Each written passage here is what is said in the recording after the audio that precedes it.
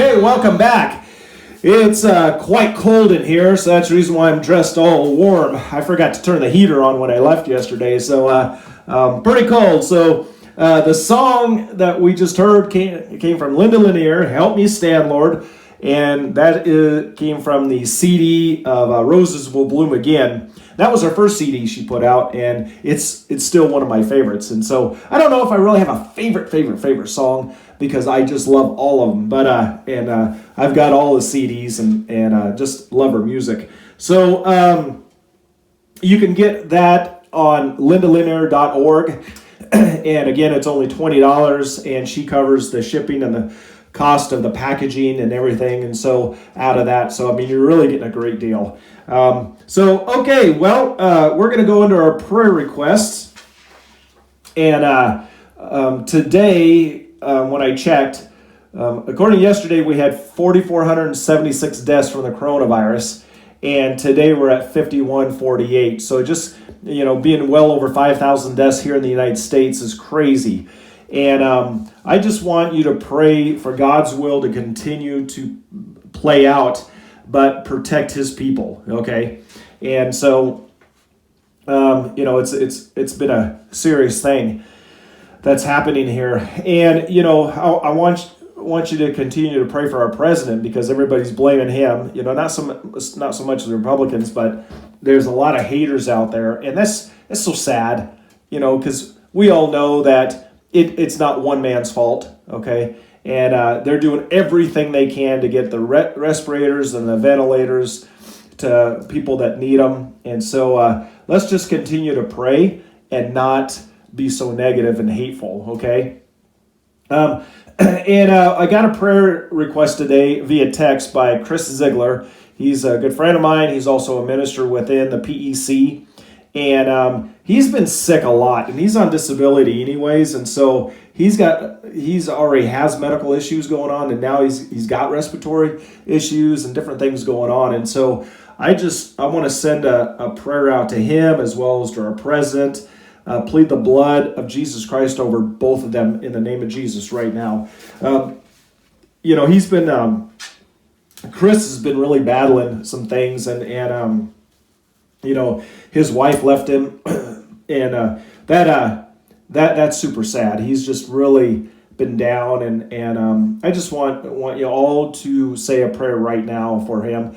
Just say, Lord, help Chris in what he needs. Just a simple prayer like that. We really need to lift him up. So, all right, we're going to move right into the study of Isaac, and his name is a Hebrew name, and it means he will laugh, he will rejoice. And this is the Hebrew words and the name here. I'm not even going to try to pronounce it. And it derives from this, which means to laugh. And I'm assuming there the T is silent. So Zach. So I don't know. Again, I don't want to even try, but this is his name means to laugh, because when God told Abraham and Sarah they were going to have a child, he was 100 years old and she was 90 years old. And so this is according to Genesis chapter 21, verse 5, if you want to go there and read that. And so, I don't know, if God told me something like that, and I could definitely audibly hear him, I don't think I'd laugh at the Father like that. Wow. They must have had a really good relationship with him, and thought they could get away with that. But they had a child, and but they didn't only just have one, though. And Isaac wasn't their first, but we'll find that out in a second. There are different ideas when Isaac was born, but most everybody lands on about 1896 BC, and he died in 1716 BC. And he was born in Canaan, by the way. And according to Genesis chapter 35, verse 28, Isaac was 180 years old when he passed away. So good for Isaac, living a long life there. Like I said, Isaac was the second son of Abraham, and but Ishmael was the first son of Abraham. Him and Sarah got too anxious with things, and so Sarah gave Hagar to Abraham, and he slept with her, and they had Ishmael, and that didn't work out so well for all parties involved there. But we know that the story of his father obeying God, so we're going to kind of fast forward here.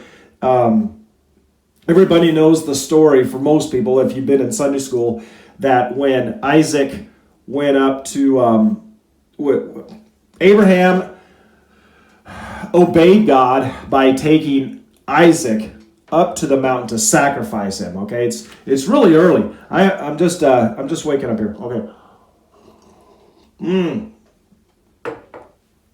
All right. And Isaac really didn't know what was going on. He said, "Hey, where's the sacrificial lamb?" He goes, "God will provide one." So they get up there, and he seizes Isaac, ties him up, puts him on the burnt offering, and he goes to kill him, and God says, "Stop." Okay, and the reason for this is because he loved Isaac more than anything, but God wanted to make sure he didn't love him more than himself. Okay, so we know that story. What I want to do is I want to focus on how Isaac got a wife. Okay, that was pretty interesting read. I learned, I'm 50 years old, and I'm constantly learning more and more about things that are not always taught in church and in Sunday school, and that's what I wrote my book about. And if you haven't got your copy yet, make sure you get it, because there's a lot of interesting facts in here and things that people really didn't focus on. And so it's only $13.99 on Amazon, and I had a bunch here, but they're all gone. I had 21, and this is my last one. So it's only $13.99. Get yours, and you can follow along. And don't worry, by the time you get yours, we might be halfway or almost all the way through the Old Testament. It's okay, because you can go on to www.pec.today and go to the media tab, drop down to YouTube, and you'll see all of the videos there in order to follow along. So it's okay. All right. So if you didn't know, he ended up marrying his cousin Rebekah. Okay, and that's in Genesis 25:15. But I know it's kind of weird to think about marrying your cousin, but Abraham was not at all keen about him marrying a Canaan woman, and according to Genesis 24:3. So what he did was he sent out his oldest servant to find a wife. And so let's just kind of go here in verse 2. We're going to read it together. So Abraham said to the oldest servant of his house, who ruled over all that he had, "Please put your hand under my thigh." Verse 3. "And I will make you swear by the Lord, the God of heaven and the God of earth, that you will not take a wife for my son from the daughters of the Canaanites, among whom I dwell." Okay. Verse 4. "But you shall go to my country and to my family and take a wife for my son Isaac." All right. So in verse 5, he asks, what if the woman doesn't want to come with him? And do I take Isaac there? And verse 6, Abraham tells him no. And in fact, he actually says, "Beware. Do not take my son all the way back there." And in verse 7, Abraham tells his servant that an angel will go before him and prepare all this. And in verse 8, he tells him, if the woman doesn't want to come with you or follow you, then you're released from this vow. And then in verse 9, the servant actually puts his hand under the thigh and he takes the vow. Okay? And then, so in verse 10, let's read that together. "Then the servant took 10 of his master's camels and departed, for all his master's goods were in his hands.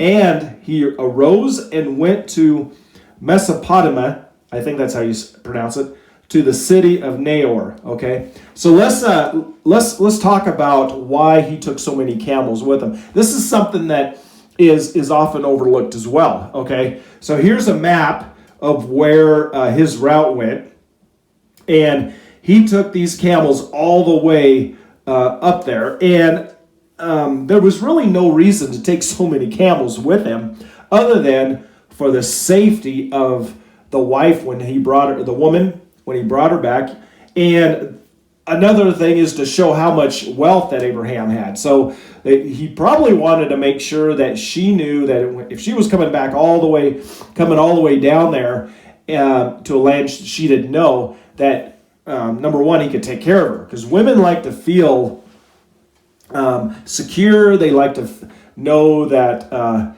if they're going to marry somebody, that they're not going to have to, pretty much carry the whole burden. Okay.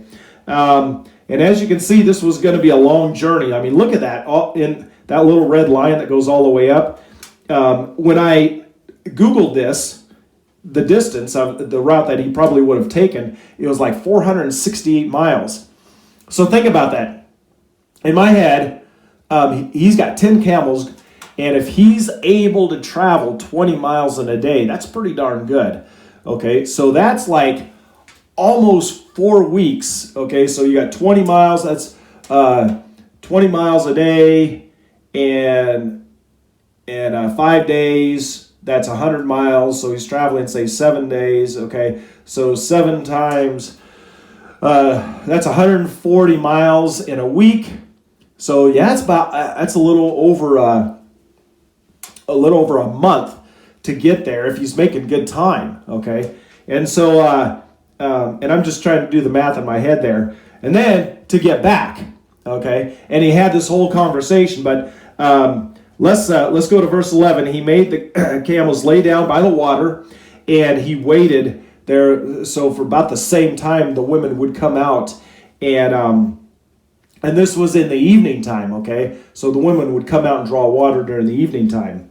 And so what the servant did between verses 12 through 14 was he had prayed to God a specific prayer and how things had to be laid out in order for him to know exactly that this was the woman that God would have for him. Okay, and in verse 15, here comes Rebekah, and she's getting water, and in verse 16 it states that she was very beautiful and that she was a virgin. She had not seen a man or laid with a man. So this was perfect so far. And in verse 17, he runs to meet her and asks her to draw water for him. And she says, "Here, my lord." And he drinks. And she not only gives him the water, but she takes water to the camels and everything. All right. And so in verse 18 through 21, she gives him the water, and she waters the camels. And then from verses 22 through 49, we're not going to read all that, he explains the whole situation to her and her family. And in verse 51, they say, "You know what? Be it to the Lord. Go ahead and take her." So Rebekah goes back with him at that point. So, all right, so we've laid the groundwork of how this all came about, how Isaac got a wife. And so let's go back to Isaac. Let's talk about Isaac. And Isaac was 60 years old when he had a set of twins by the name of Esau and Jacob. Okay, so we've already talked a little bit about Esau, but according to Genesis 25:26, he has twin sons. Okay, and Isaac loved Esau more than he did Jacob, and then Rebekah favored Jacob. Okay, when Isaac was 75, his father Abraham had died and left him everything according to Genesis 25, verse 5. And so in verse 9 of chapter 25, it says that Isaac and Ishmael buried their father together. So even though they did not get along at all, they did come together that one time to bury their father. And so Esau and Jacob did the same thing with Isaac when he died. So now in Genesis 35:27, it states they were in Hebron when Isaac had died, which is about 18 miles south of Jerusalem. And so when Isaac had died, then Jacob and Esau had come together to bury their father, even though they didn't get along either. Okay, so I hope you learned something from this one. This was a really interesting read for me because I had no idea that Isaac had gone. There was so much, so much drama that had played out to get him a wife, and luckily the servant was it doesn't name the servant, but he was the oldest servant of Abraham. But he was a very much of a believer of God, and he relied on God. And so, if you can have employees that serve God like you do, or you work, maybe you're a manager, and you have some Christian employees, that they're going to have your best interest. So, or if you work for an employer that is Christian, he's going to have your best interest. So, there's a lot to be learned here in these studies. And I hope you're getting as much out of it as I am. Okay. All right. Well, other than that, most likely we'll see you tomorrow. And God bless and have a great day. And when the tempter comes around, Lord, give me strength to turn him down. Help me stand, Lord, the way you stood long ago.